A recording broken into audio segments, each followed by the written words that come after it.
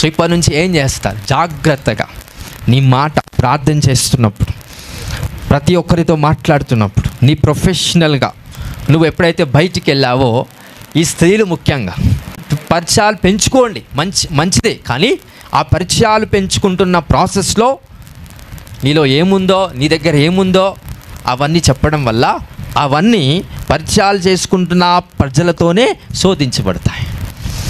మొన్నటి వారికి బాగానే మాట్లాడింది మా ఇంటి ఎదురుగా ఉన్న అక్క, కానీ ఇప్పుడు ఏమైందో, ఆమె ద్వారా నాకు ఎన్నో శోధనలు వస్తున్నాయి. ఎందుకు? నీలో ఉన్న సమస్తాన్ని నోటి మాట ద్వారా నువ్వు తెలియపరచబడ్డావు కనుక.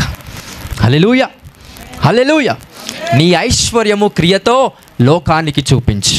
నీకున్న నైపుణ్యత, నీకున్న స్కిల్స్, నీకున్న జ్ఞానం నోటి మాట ద్వారా కాదు, కానీ శక్తి ద్వారా, మీనింగ్ దట్ క్రియ ద్వారా ఎప్పుడైతే లోకానికి చూపిస్తావో ఆ కార్యాలు మాత్రమే దేవుడు జరిగిస్తాడు. హల్లెలూయా.